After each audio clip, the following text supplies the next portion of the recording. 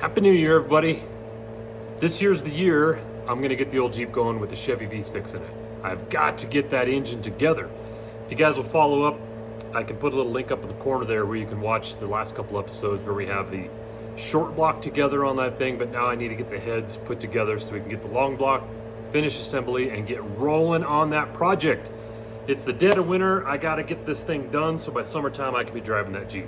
So today, you guys get to follow along as we're gonna work on this right here. Heads. We're gonna take the old heads that I just ripped off that engine when I disassembled it. Again, you go look at the playlist of the Chevy V6, you can see the whole disassembly process. And we're gonna clean this head up, get it all prepped and ready to go on the engine, and then off camera I'll do the other one. All right, let's get started. All right, let's get this rocking and rolling. Before we start tearing this apart, I'll just remind you, Chevy 4.3 liter V6, just like a small block Chevy minus 2 cylinders. All right, 1 cylinder on each side. So it's gonna be the same process if you're doing a small block Chevy, whatever. But I just gotta put this disclaimer up front.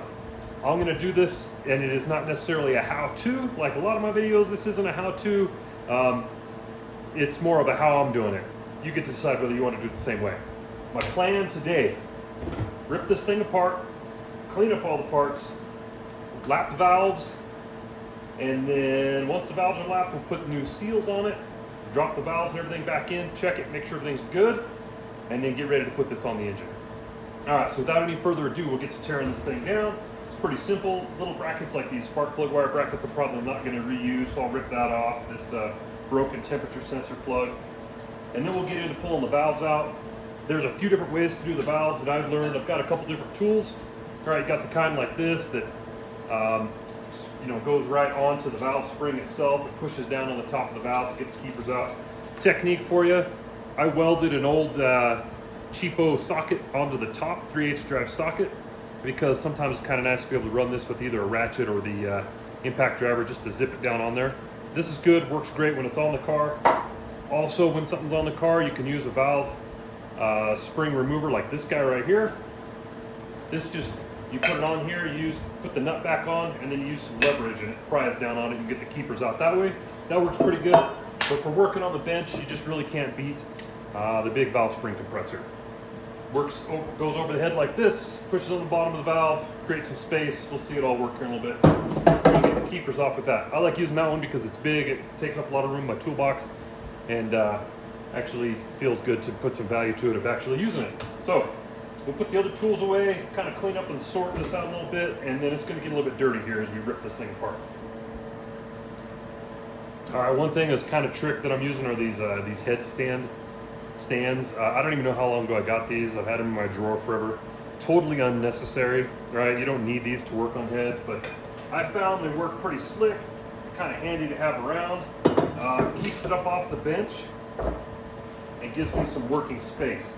The other thing I'm going to do here is when I pull these apart, I'm going to just put them in order over there on the side, and I'm going to keep them there. So the same valves, same springs, same keepers, everything go back in the same holes. Is it necessary? Not really, because I'm going to lap all the valves in anyway. But definitely for the springs, because I want to make sure the springs and keepers and everything go back on the same place they came off of, especially if you're going to do like non-stock stuff. Stock stuff, no big deal. Rip it apart, put it back in the same place, should work like a champ, right?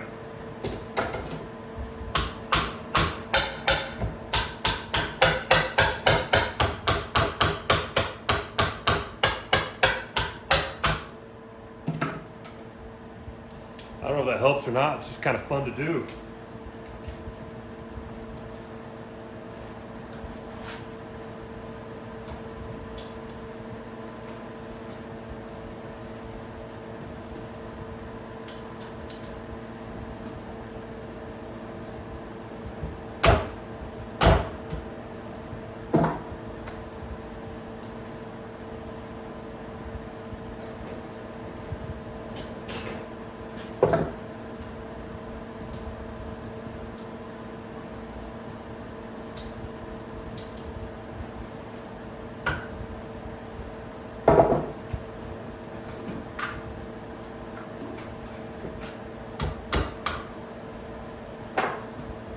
There we go.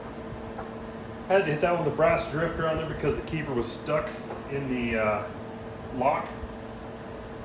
So, no big deal.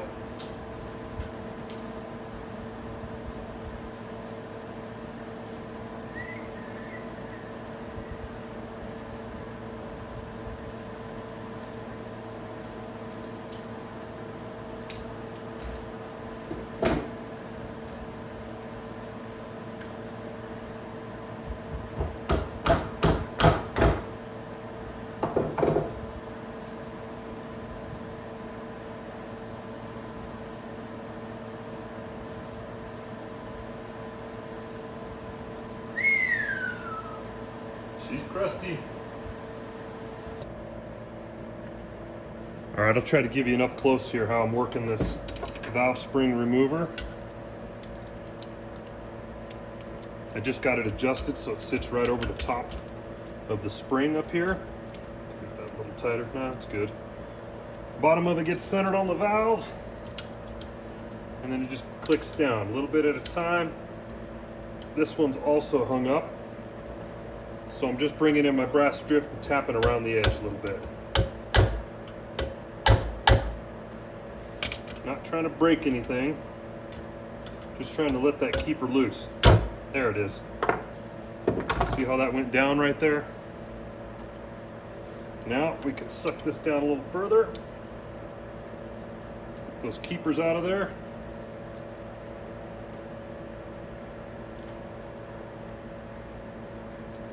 And then slowly release it.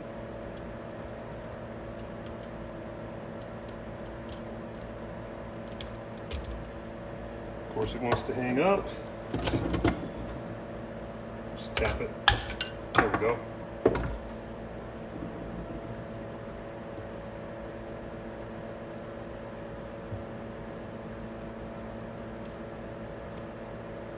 All right, let me bring in here close and show you some stuff with this.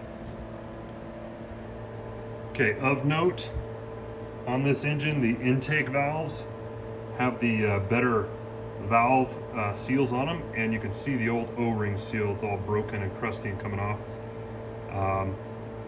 This side did not have the big press-on seal like that. It's all right. And we can also get an idea of how rough these valves are.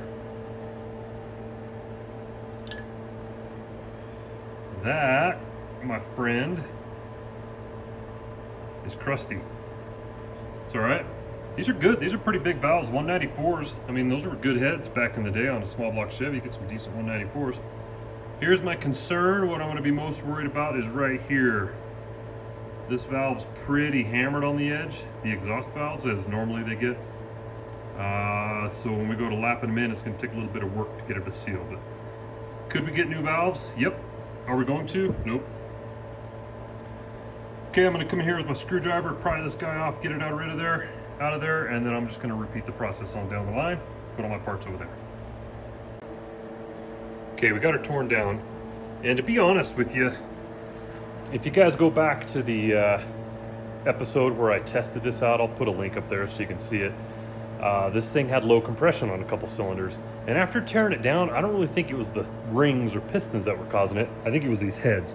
As in, I probably would have been okay to just redo the heads, although one of the pistons was cracked, so I'm glad I put new pistons in it. But kind of an idea of what we're dealing with here. You can see the seats, and I think what happens, you get a little junk built up in there, and what was happening, it was leaking out the exhaust on the exhaust stroke there. It wasn't sealing. And if you look at these valves, kind of, you know, it's no wonder why. All right, so now it's time to clean things up. It's going to be kind of a mess. I'm not going to lie, but I'm going to clean these up, get the heads looking good, and then valves. I'm going to use my wire wheel. Do what you say, what you want about that. The rest of the stuff's going to get a little super clean bath, cleaned up, scraped up. These guys, I got to get this gasket material off. Let me just tell you. There are ways to do this in which you can hurt the engine. There's ways you can do it which won't hurt the engine. I'll tell you the right way to do it probably be get like a little razor blade, you know, spend some time, scrape all this, get it all nice and smooth, that way you don't gouge the surface or anything. because you certainly wouldn't want to use any machine stuff, you know, motors or anything to get this clean.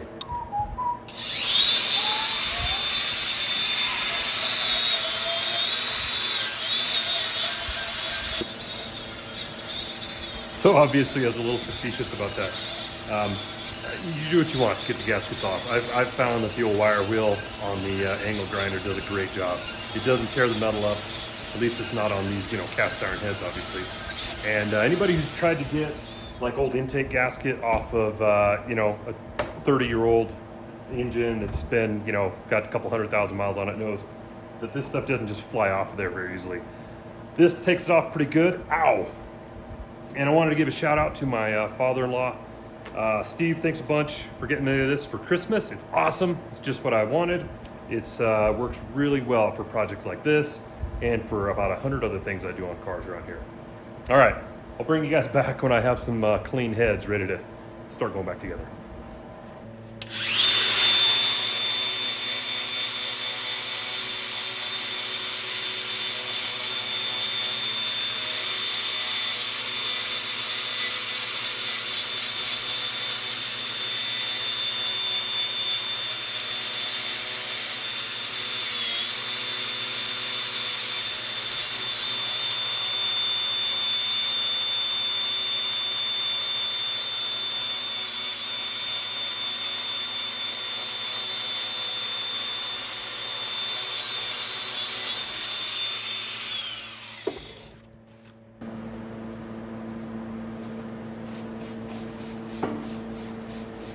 All right, it's super clean this head down real good.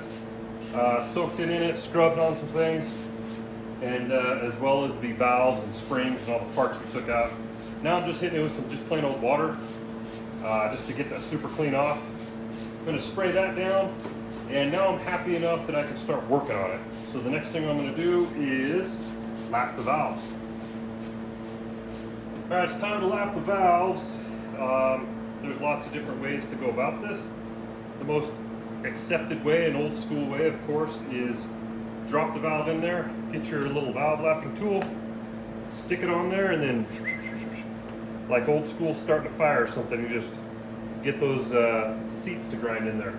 But that requires more patience than I have today. So I'm gonna do it a different way. And there's lots of critiques of it. I've seen guys that will pull this off and put their drill right on the wood and use this to push against it with the drill. That works. I picked up a technique where I put the drill on the stem of the valve. Now there's a lot of critiques of it, it's great. I'd love to hear your comments, throw your comments down below. One of the big critiques is you don't want to do that because you're gonna munch up the end of the valve in your drill. And so I do that, I correct that by just taking a little piece of 5/16 hose, shoving it down in my drill. It pops right on the valve and works. Okay? The other thing is the speed. You know, you got to go slow. You got to let that valve lapping compound work in there. So it's a variable speed drill, no problem, right? I just go in there, go slow, hold the valve down, a little bit of pressure with my some of this cloth, and it just will work in there. I'll work one direction a couple times, and then I'll flip the drill, work it the other direction a couple times, because that's another one of the critiques, is you need back and forth action to make it work. I think it works pretty well. I'd love to hear your comments. I'm gonna go through, I'll show you how I do one, and then I gotta do that, repeat that 5 more times. Here we go. So first things first, obviously we wanna make sure that our stem is nice and clean, because I don't wanna mess up the guide for the valve. I wanna make sure the guide's nice and clean. I also want to make sure the guide's lubricated. A little bit of lubrication on here. Drop it on in there. Nice and smooth. And then I'll just get some my valve grinding compound. And I'm just going to put it around the shoulder there. And go ahead and I'll bring the camera in here so you can check that out. Alright, so all I'm doing is lifting my valve, and I'm putting a little bit of this compound right on the shoulder there. Okay, I've got some of that in there. Ooh, I'm going to try to do this left-handed because we got the angle of the camera going. And then I'm going to pop my little hose down here on the bottom of the valve stem on there like that. And now I'm back up on the top, turning slow, pushing down. You hear that? Hear it working? Yep. Flip directions, go the other way. Push it back down. Let it grind a couple seconds and then push it back up, get some more of that material or the compound underneath on the seat. Swap it, go the other way.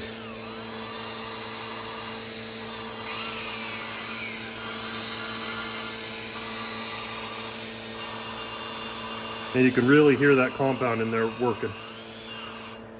Swap directions.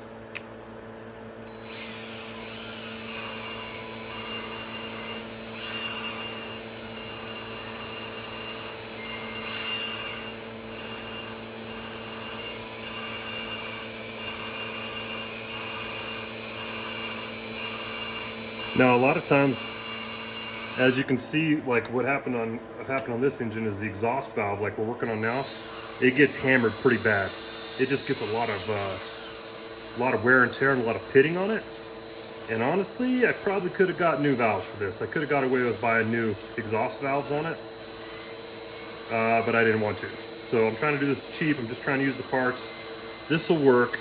What I'm going to do is I'm going to just get it lapped in there good. I might put some material or compound on a couple of times. But what I want to get rid of is this right here. When I pop this valve out, you'll see what I'm talking about.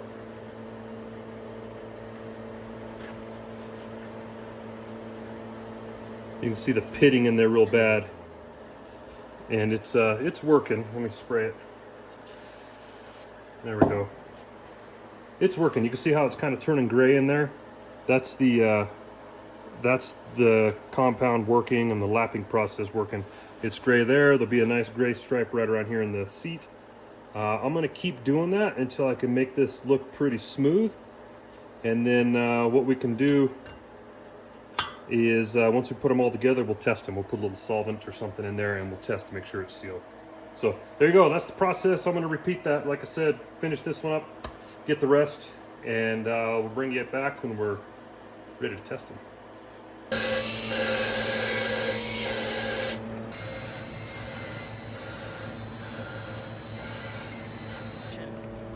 All right, so we've transitioned from everything's dirty to try to go to clean mode, clean everything up to the point where I'm happy with it to put this head back together. Valve seals, there's lots of different types. I'm not an expert on them.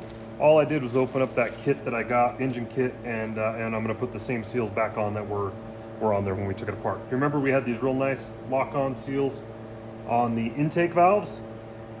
So I'm just gonna put those on, which there's some different tricks to it. Guys have different tricks. I just kind of slip them on the stem, tap them on down into place. And remember, they were only on the intake side, so pretty easy. We'll get those on.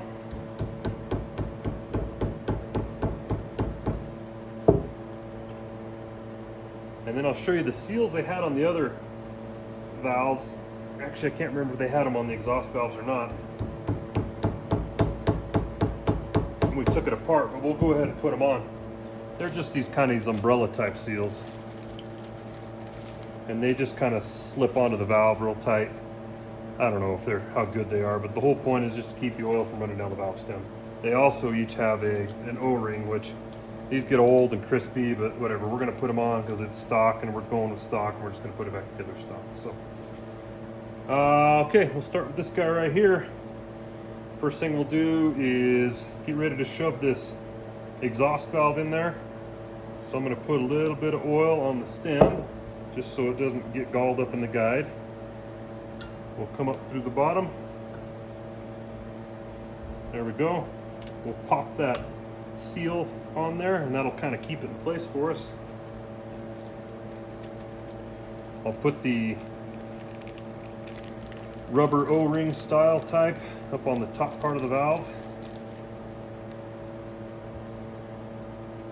Goes out just like so.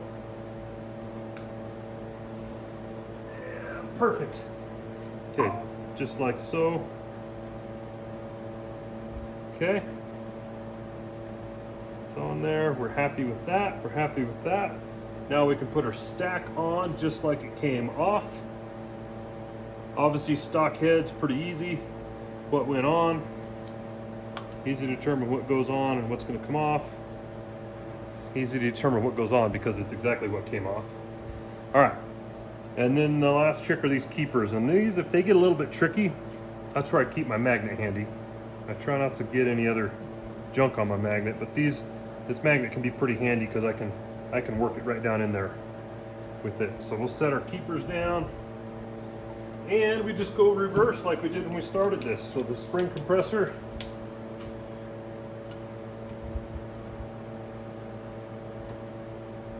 top of the keeper underneath the valve, and bring her on down in.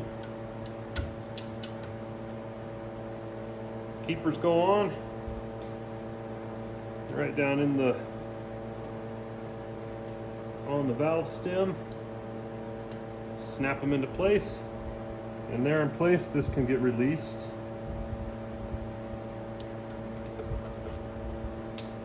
Now give this a couple taps. Not going anywhere. That valve's in. Let's carry on. Doing that with the rest of them. A little oil, a little WD up here on the keeper. Sorry, on the seal.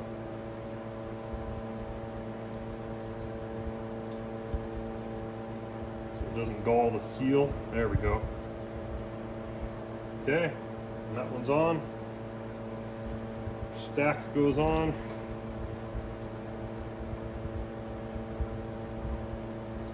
Just like it came off. And we will keep doing this process till we get them all on.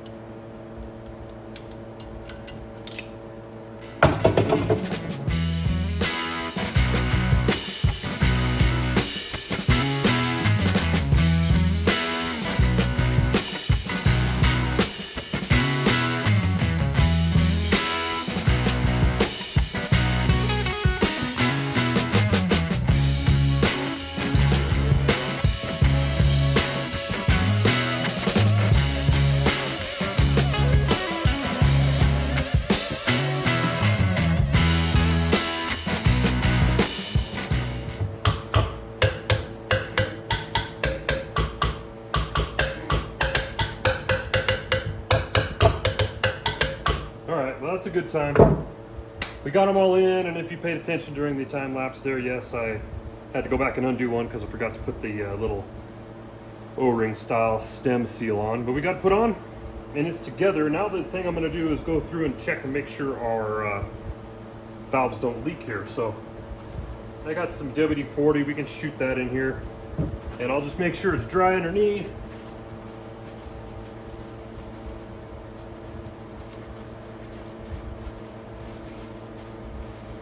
Go, everything's dry, had a little oil on it. We'll use some of this stuff. Shoot that in there until it puddles up.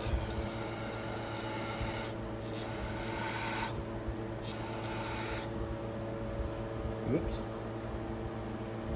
Shot it out the other one there.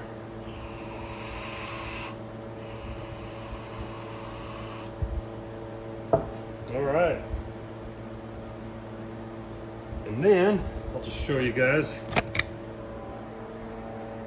We have it puddled up in there. I don't know if you can see it or not. Maybe if I get here closer. There we go. Puddled up in there. Plenty of it. Then we come down here underneath. And it's not beautiful, but our exhaust valves are not leaking. It's a good sign. What we're gonna do now is we're just gonna go around and check the intake valves, doing the same thing, make sure they don't leak, and then we'll be ready to wrap this thing up. All right, that's a wrap on this head assembly project. I got it all oiled up with some WD-40. I don't want to get any surface rust. It's going to go in a bag over on the shelf. I still got to do the other head. Come back next time. Make sure you hit subscribe because we're going to go ahead and put the bottom end completed up on that engine, put our timing set on, we'll try to get these heads bolted on, valve train. We got a lot to do. We got to get this engine together, got to get running. It's the middle of January right now, and I got to be driving that Jeep by summer, so I got to move. Come back, make sure you hit subscribe, follow along. I'd really appreciate you guys' support. Let's build this community.